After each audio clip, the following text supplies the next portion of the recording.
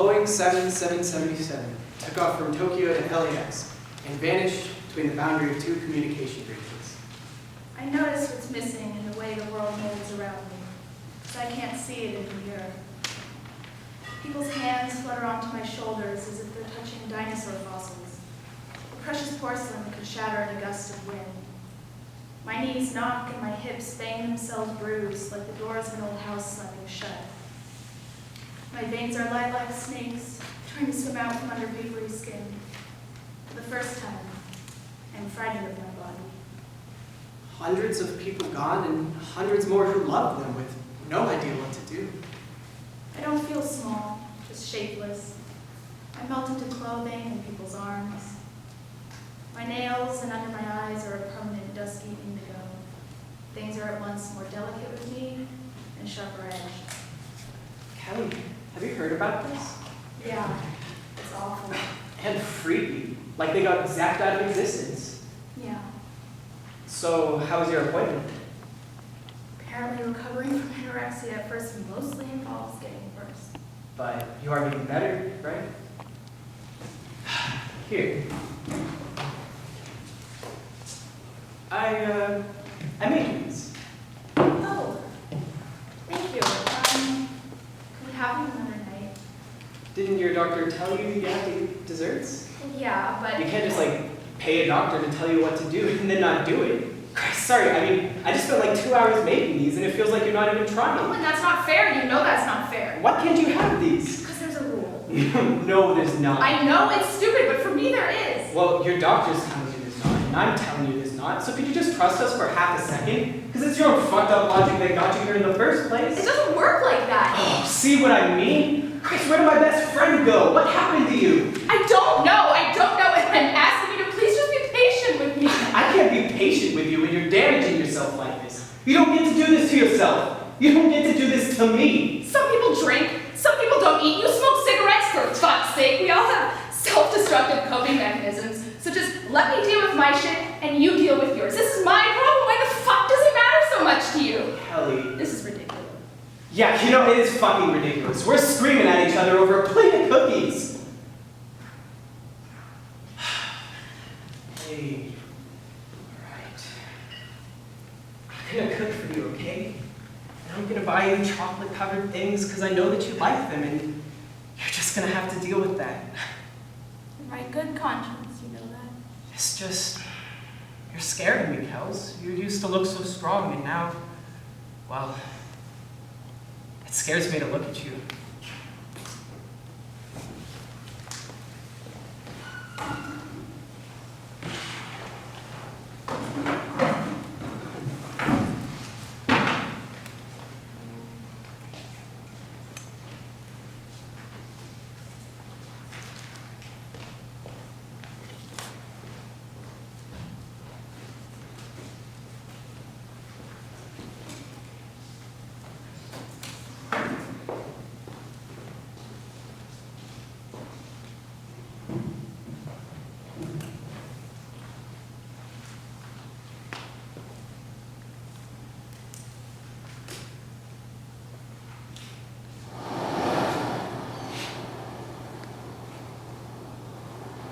Last night I had a dream that I was running. My shoes and breath pounding syncopated rhythms. The air was silver, sharp with dew and the first flecks of morning light. And what a gift my body was given me. The ability to race towards nothing in particular and then return home, rosy-cheeked, blood thick and warm in my arteries. I'm not sure if that was the worst or best dream I've had in a long time. Thanks so much for letting me drag you out to the beach. It's so early, too. I can't sleep in anymore. I know it sounds crazy, but I just dream about food, lots of it, in weird combinations. English muffins with butter and jam, grilled cheese sandwiches, pad thai, which is quite annoying. My body has exhausted all other lines of communication with me and has to resort to my subconscious. Walk with me, Kelly, Bub. Thinking about that plane that went missing. Me too. Any idea what might have happened? Horrible. Really? Well, this massive machine just disappears, blips off the radar, and wormholes have to exist because space-time isn't flat. And the remote island in the Pacific is a perfect place for someone to experiment making one wide enough to accommodate, say, a commercial jet. I like it, because it means they've just gone somewhere else. A detour, that's all. An unnoticed journey. Maybe to Victorian England or post-apocalyptic Canada. Is that It's a piece of a wing. a spoiler to control Liv? Oh, God.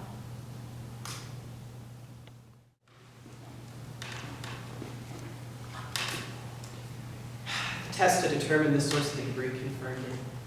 Flight 722 almost certainly crashed into the ocean, and everyone on board likely died. The Pacific is freezing, and the first search team didn't make it out to the last known position until 10 hours after it had disappeared from radar. No wormhole, no miracles. Just went for a walk on the beach. I'm sorry. Me too.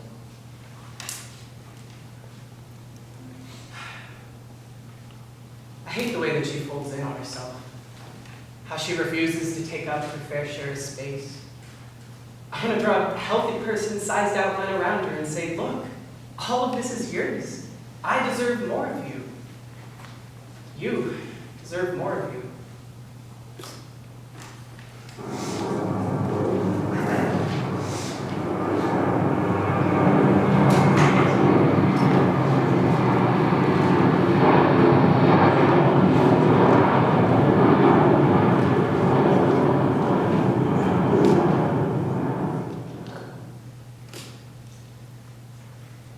I know the B-777's faults and vulnerabilities probably more than I know my own.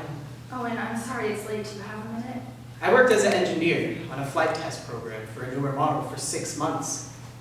And then 722 went missing. You asked for honesty, so the risk of sounding ridiculous, I'm worried because I don't know what's going on with us. Airplanes are finicky and fragile in their complexity, and that's why I love them. They're kind of miracles. But sometimes we're reminded that that comes at a price. We've been together, frankly, a lot longer than I thought we'd be, so I'm wondering if we're committing or dragging this out. The U.S. spent nearly $50 million in investigations, not to place blame, but to provide information for the families of passengers and to ensure the safety of other aircraft. But if there was someone to place blame, well, I don't know if I can say that. I'm getting better, I really am. It just takes time and more effort than sometimes I think I can do. After months of failed attempts to locate the wreckage, a search team finally found surface debris. Little aluminum wraps glittering like gemstones in the water. Pieces of something once thought to be invincible. They also found bodies. I don't want to stop you from doing whatever you want when you're not with me, because of course I feel guilty for not being able to give you as much as I should, but at the end of the day, you come back to me. I'm wondering what there is to come back to. They found 67 bodies, clothes washed clean, wristwatches glinting in equatorial sunlight, teal-tinted corpses dancing over white caps. I knew it would sound ridiculous. Like ghosts. But you admit that I'm not the person you met. I mean, besides the missing 40 pounds, right now I'm not particularly fun, or funny, or fierce, or sexy. Or puppets, mannequins, maybe. Imitations of what a person should be. I owe you a girlfriend with a body. Sometimes I hate the way I look so much that I'll shrug your hand off my shoulder, and sometimes I'll take my shirt off in front of you because, strangely enough, I don't care. It feels like my torso is intangible, a wisp of smoke. But what really freaks me out is what they found at the bottom of the ocean 1 year later. I can't tell what's in my head and what's actually an issue. I can't tell what's sickness and what's me. They found the engines with exposed fuselage sticking up like sea anemone, the wreckage a handful of Legos, just littered across a moonscape, everything so alien. Most importantly, they found the rest of the passengers, still belted to their seats, still holding fetal positions ready for impact, still preserved after nearly 2 years. I wish a decision could be made for me. I wish I were saying something that made sense. Now, the question is whether or not to bring up the bodies. Autopsies could help explain how it all went down, if that's something people want to know. But bodies could disintegrate upon contact with whatever would bring them up. If I knew someone on that flight, I don't know if I'd want them brought up and cut open or left, alone, forever in transit, in the loneliest place on earth. I wish you'd call me a self-pitying piece of shit. I wish you'd show some passion, some vitriol, something. Or I wish you'd do 100 tiny things to distance yourself from me until you're gone and I've barely noticed. And I didn't have to do anything at all. But you won't, because you're good and I'm wrong. Well, whether or not they bring up the bodies, they're almost certain that the last moments of the fight were a gradual seesaw of descent. I don't want to tell you what you deserve or what you should want. When you say you love me, I should take that at face value. I worry that you love someone who's not there anymore, or who was never really there. And if that's the case, I hope you find him, and I ask you to let me. To the passengers who knew what was happening outside their obsidian windows, it must have felt like falling out of time, out of space. Please let me. But to others, it might have just seemed like a bit of bad turbulence, caused only to rub the back of an anxious child, up until the moment of impact.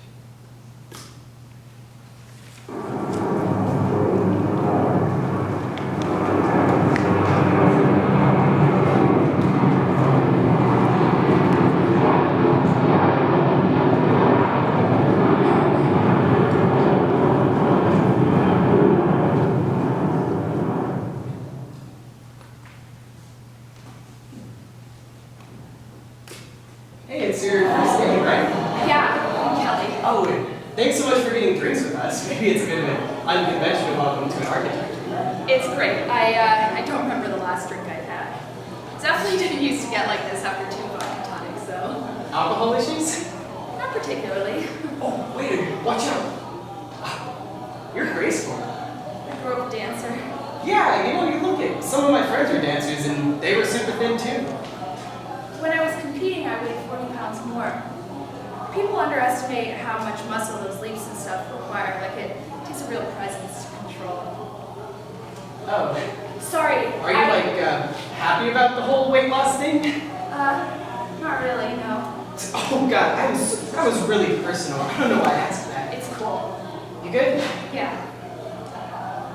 Hey, so, would you want to go to this new cafe with me tomorrow? It's raccoon themed. Like, they have domesticated raccoons that you can pet.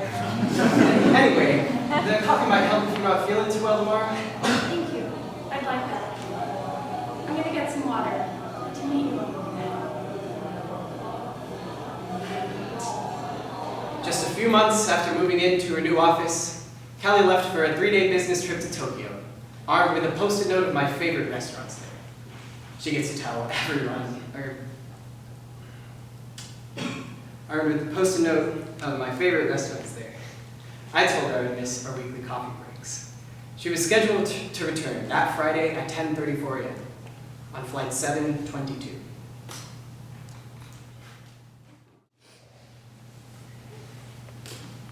The last time Kelly and I really spoke was about flight 722. She visited me under the guise of collecting information for a piece she was writing about the accident. Well, what do you think happened, at least? I think sometimes things just disappear, like a sock in the laundry. Well, not to equate the loss of human life to a missing sock, but like, you think about the things and the people that you've lost, and you want to think that they're all somewhere cozy, waiting for you to join them. I guess I like to think that there's someone or something else in control, that it's not all our responsibility. But it was probably a mechanical failure and it crashed into the ocean, right? Well, all my research so far kind of makes me think it was the pilot. Like, the communication stopped without any indication of a struggle. And his affairs were remarkably in order, the kind of person who could just leave.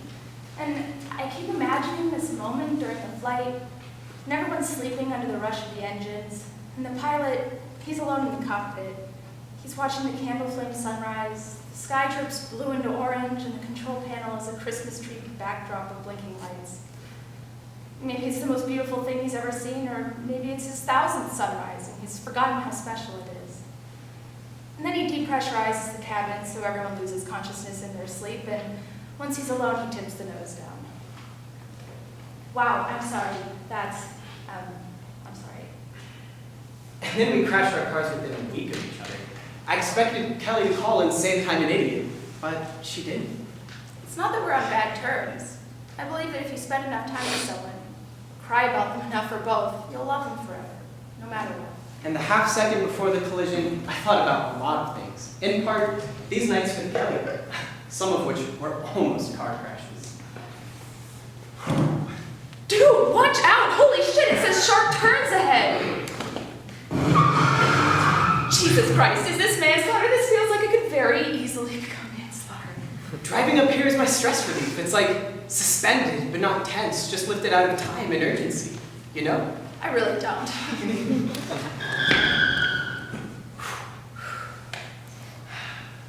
Wow. You can see the city like a bed of coals from up here.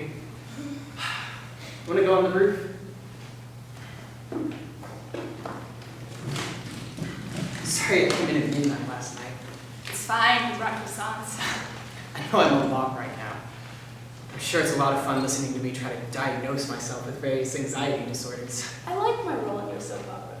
I mean, except for the minute when I was the love interest. Right. I'm sure those episodes were very highly rated, with all the yelling and messy hookups and drunk duets at my piano. And hey, the storyline had a great ending too. Classic tearful reunion with reaffirmation of friendship. So no harm done then. With the destruction of our piece-of-shit cars came the end of those nights at the lookout spot. The end of those nights when Kelly told me I kissed her better than anyone else. Owen would tell me about whatever stunt the person he was seeing had pulled. She literally faked heart disease. Everyone I've been with is fucking crazy. Well, except you. But he was right. So we lost touch. As people do. I wish I could say I told him everything. And he understood better than anyone, because he knows exactly what it's like to be a world governed by strange and specific laws. I had a dream last night that Kelly and I were hugging. Knees and shoulders pressed together, her chin a puzzle piece on my shoulder. I wish I could say I called him and said, Owen, I'm sick, and I don't know how I'm going to get better. Kelly published her article about Flight 722 just 2 months after we last spoke. She gets to tell everyone what happened, to snap us out of wishful thinking and wild speculation. The angle of attack sensor gave out after it got hit by a bird, and the plane dove to avoid a stall. The pilots turned off the automated systems and tried to regain control of the aircraft, but they couldn't. In a faraway radar screen, a tiny green light vanished, unnoticed.